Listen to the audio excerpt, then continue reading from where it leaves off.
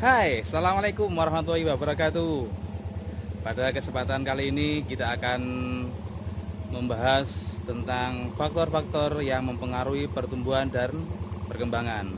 Kita akan melanjutkan materi biologi pada kesempatan yang lalu. Kalau kesempatan yang lalu kita membahas tentang pengertian dari pertumbuhan dan perkembangan. Nah, sekarang kita akan membahas tentang faktor apa saja yang mempengaruhi pertumbuhan dan perkembangan. Oke, ini ada di kebun buah naga. Kita lihat. Nah, ini yang dikatakan tumbuh. Kenapa bisa tumbuh? Dari ingat kemarin ada meristem apikal, dia di pucuk menghasilkan tunas yang baru dan di ujung akar. Lah, sekarang yang dikatakan perkembangan. Oke, lihat. Di sini menghasilkan bunga. Ya, menghasilkan bunga. Nah, kita coba balikkan kamera, kita cari tempat. Nah, selain menghasilkan bunga, juga akan nantinya menghasilkan buah. Itulah yang dikatakan perkembangan. Apa yang menyebabkan tanaman itu bisa tumbuh dan berkembang? Faktor apa saja yang menyebabkan tanaman itu tumbuh dan berkembang? Nah, kita akan simak materi selanjutnya di kelas. Oke, sekarang kita langsung ke kelas untuk mempelajari tentang pertumbuhan. Oke, kita sekarang akan langsung ke kelas untuk mempelajari tentang faktor-faktor yang mempengaruhi pertumbuhan dan perkembangan. Alhamdulillah, sekarang kita sudah ada di kelas. Mari kita membahas tentang faktor-faktor yang mempengaruhi pertumbuhan dan perkembangan. Nah, faktor-faktor yang mempengaruhi pertumbuhan dan perkembangan itu ada dua, yaitu faktor internal dan juga faktor eksternal. Kita membahas dulu tentang faktor internal. Faktor internal itu dimulai atau yang pertama adalah gen. Gen itu adalah asal muasal dari bibit atau dari biji itu berasal. Kalau bijinya itu sempurna, maka akan menghasilkan keturunan yang sempurna. Yang kedua adalah faktor fisiologis. Faktor fisiologis yang pertama adalah dimulai dari hormon. Contoh hormon di sini ada asam absisat, auksin, giberelin, sitokinin, asam tromalin, dan kalin. Kemudian dari faktor internal yang lain dari fisiologis adalah vitamin. Ada B1, B6, dan B12 serta vitamin C juga.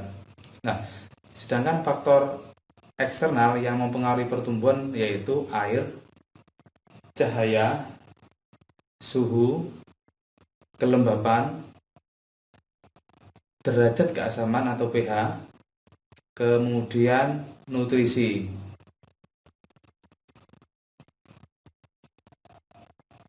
Itulah dua faktor utama yang mempengaruhi dari pertumbuhan dan perkembangan suatu tumbuhan. Nah, yang pertama yang akan kita bahas adalah tentang hormon auksin. Hormon auksin atau disebut juga dengan IAA atau asam indol asetat atau IBA atau dikatakan asam indol buterat itu juga bisa ditemukan di alam. Contohnya adalah keong mas, keong, kemudian juga kecambah. Dan beberapa produk pertanian yang sudah keluar dalam bentuk senyawa kimia. Contohnya adalah NAA dan BNOA. Nah, fungsi dari hormon auksin adalah yang pertama adalah pemanjangan sel. Kemudian dominasi apikal. Ingat, kemarin kita membahas tentang meristem apikal yang membahas tentang pertumbuhan akar dan batang. Itu peran utama adalah hormon auksin. Kemudian partenokarpi. Yang berikutnya adalah etiolasi. Nah, apa tuh itu etiolasi? Etiolasi adalah pertumbuhan yang sangat cepat karena kurangnya cahaya, sehingga ketika kurang cahaya hormon auksin ini bekerja sangat cepat, sehingga pertumbuhan batang semakin cepat dan semakin panjang. Kemudian fungsi dari hormon auksin berikutnya adalah sebagai penghambat absisi. Yang berikutnya adalah pembentukan xilem, floem, akar lateral, dan serabut akar. Selanjutnya kita akan membahas tentang hormon sitokinin. Apa tahu fungsi hormon sitokinin? Yang pertama adalah pembelahan sel. Yang kedua adalah dominasi lateral, percabangan. Yang berikutnya adalah pembentukan daun, bunga, dan buah. Berikutnya adalah penghambat proses penuaan. Nah, ini sangat penting bagi tumbuhan. Hormon sitokinin juga dapat ditemukan di alam atau juga tersedia melimpah di alam, seperti pada bonggol pisang, kemudian pada air kelapa, dan juga pada jagung muda. Itu mengandung hormon auksin yang sangat melimpah. Kemudian yang berikutnya adalah hormon giberelin. Kalau kita mengingat atau yang lagi ngetren adalah gibro gitu ya, gibro, wah ini pembesar gitu lah. Hormon giberelin itu berfungsi sebagai pertumbuhan raksasa. Giberelin, pertumbuhan raksasa. Kemudian pembentukan bunga dan biji. Yang berikutnya adalah proses perkecambahan biji. Ingat video kemarin kita membahas tentang proses perkecambahan. Di sana ada hormon giberelin dalam biji. Kemudian mengakhiri masa dormansi biji. Kemudian partenokarpi. Dapat ditemukan pada rebung atau bambu yang muda. Bawang merah juga banyak mengandung hormon giberelin. Berikutnya yang kita bahas adalah asam traumalin. Wah, trauma ini. Apa tuh fungsinya asam traumalin itu? Asam traumalin berfungsi sebagai regenerasi sel, penyembuhan luka. Contoh pada karet, kalau petani karet itu sedang menyayat batangnya, maka otomatis karet akan keluar bersama dengan asam traumalin untuk menutup luka itu. Yang berikutnya adalah gas etilen atau biasanya disingkat dengan ETH. Untuk apa gas etilen itu? Berfungsi yang pertama sebagai proses pematangan buah. Nah, yang sering kita ingat etrel kan gitu ya. Itu bahasa kimianya. Kemudian absisi daun. Kemudian penghambat pembentukan akar, batang, dan bunga. Jadi kalau gas etilen ini mulai muncul, dia akan menghambat pembentukan akar, batang, dan bunga. Yang terdapat dalam alam ada tomat, pisang, kemudian apel, dan yang lainnya. Berikutnya kita akan membahas tentang asam absisat.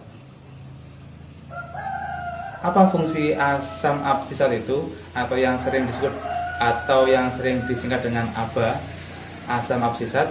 Yaitu yang pertama adalah penghambat hormon-hormon pertumbuhan. Kemudian berikutnya adalah meningkatkan absisi daun. Nah, kalau kita lihat hutan jati atau tanaman jati ini ketika musim kemarau, maka produksinya akan meningkat, sehingga daun itu akan mengalami perguguran atau akan gugur. Nah, berbanding terbalik ketika musim hujan tiba, maka produksi asam absisat ini akan turun sehingga sehingga daun itu semakin kokoh kembali. Jadi tidak gugur, ora rontok. Nah, gak rontok. Oke.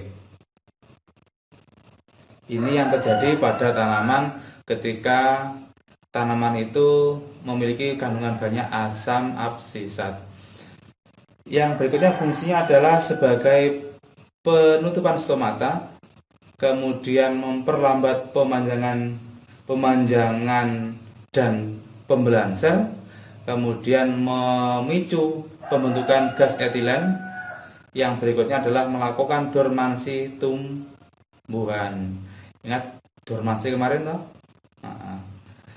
Banyak sekali contoh atau bahan-bahan yang mengandung asam absisat tadi, mulai dari ubi, kemudian rizoma, ada kapas dan seterusnya. Yang berikutnya adalah hormon kalin. Hormon kalin dibagi menjadi 4. Yang pertama, kalau itu pertumbuhan akar itu adalah rizokalin. Kemudian kalau pertumbuhan daun namanya filokalin. Kalau pertumbuhan batang itu namanya kaokalin. Dan kalau pertumbuhan bunga atau buah itu namanya antokalin.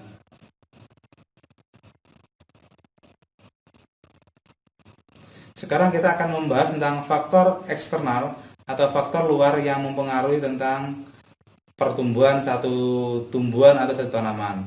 Wah, seger airnya ya. Ini gambar air. Yang pertama, faktor yang pertama adalah air. Kenapa air itu sangat berperan terhadap proses pertumbuhan? Yang pertama adalah dia berperan sebagai reaksi fotosintesis, kemudian terjadinya respirasi dan transpirasi, kemudian sebagai pelarut dan medium. Yang keempat sebagai transport unsur hara. Yang kelima adalah menjaga turgiditas sel. Ingat materi kelas 11 tentang turgid gitu ya. Keenam tentang akan membantu tentang perkecambahan. Nah, faktor yang kedua adalah sinar matahari atau cahaya matahari.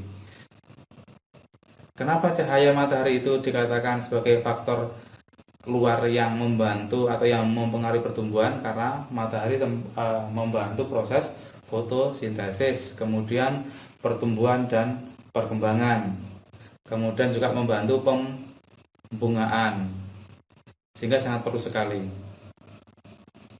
Nah, ini yang menyebabkan yang namanya fotoperiodisme. Ada yang namanya ada yang dikatakan tumbuhan hari pendek, dan juga ada tumbuhan hari panjang.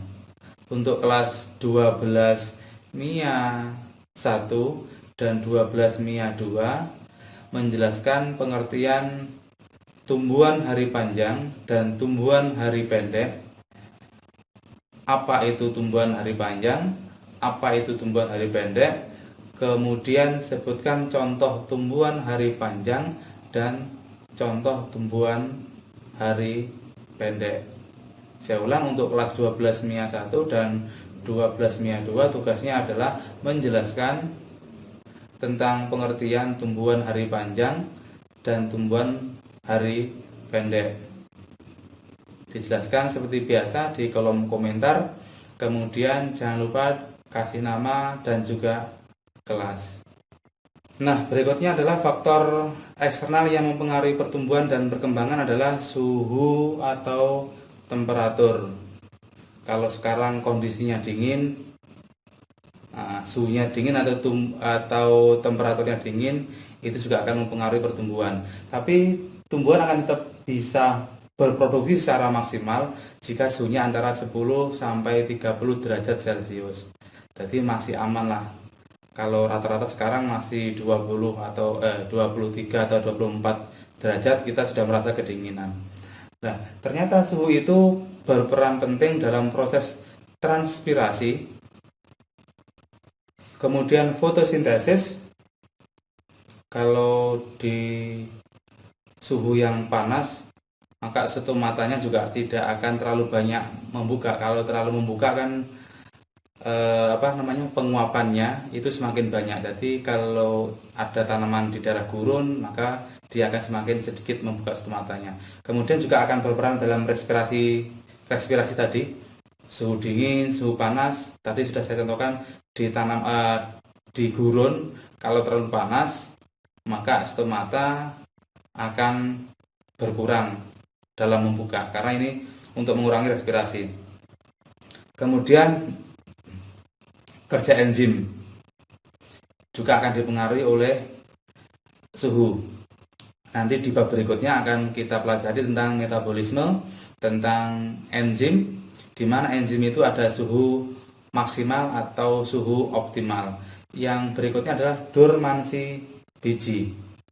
Kenapa tuh orang tua kita habis panen padinya atau gabahnya atau jagungnya, setelah dipanen dijemur, dikeringkan, karena untuk dormansi biji. Ingat dormansi kemarin apa? Bijinya ben turu, ben tidur gitu ya. Faktor eksternal berikutnya adalah pH atau derajat keasaman. Jadi pH yang bagus untuk menanam yaitu kisaran antara 8 sampai kisaran 6 sampai 8, atau normal lah, kisaran normal. Kalau terlalu asam ya tidak bagus, kalau terlalu basa juga tidak bagus. Kemudian oksigen. Oksigen ini perlu untuk membantu pertumbuhan dan perkembangan juga. Atau udara di sini. Untuk apa toh di sini? Yang pertama untuk proses respirasi. Yang berikutnya adalah untuk oksidasi makanan. Yang berikutnya yang akan kita bahas adalah faktor yang terakhir adalah kelembapan. Nah, kelembapan itu berpengaruh karena akan menyebabkan banyak sedikitnya penguapan. Kemudian akan berpengaruh terhadap penyerapan unsur hara dan akhirnya memacu pada pertumbuhan. Kemudian kelembapan itu terjadi pada zat organik dan juga di dalam tanah.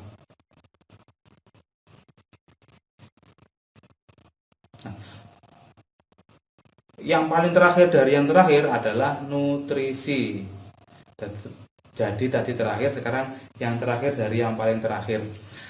Nutrisi dibagi dua, ada makronutrien dan juga ada mikronutrien atau nutrisi yang sangat banyak diperlukan oleh tumbuhan, dan yang mikronutrien adalah nutrisi yang kebutuhannya cukup sedikit. Oke. Di dalam makronutrien ada apa saja toh? Mari kita kupas, mari kita pelajari. Yang pertama, makronutrien itu yang penting harus ada karbon, hidrogen, oksigen, nitrogen, sulfur, kalium, kalsium, fosfor, dan magnesium. Itu sangat penting sekali. Itu sangat penting sekali yang diperlukan oleh tumbuhan. Nah, ingat, karbon, hidrogen, oksigen, nitrogen, dan seterusnya. Nah, apa fungsinya? Kita lihat di sini. Contoh adalah yang mengandung karbon adalah CO2, karbon dioksida. Fungsinya adalah reaksi fotosintesis, penyusun bahan dasar senyawa. Ya, defisiensi jika kekurangan adalah pertumbuhan dan metabolisme akan terlambat. Jadi itu contoh atau ini tabel dari makronutrien, mulai dari kalsium, kemudian air, ada H2 dan O2 juga dan seterusnya. Silakan dibaca sendiri, bisa di screenshot untuk dipelajari. Nah, sekarang untuk yang mikronutrien itu adalah mulai dari Fe atau besi. Ya. ada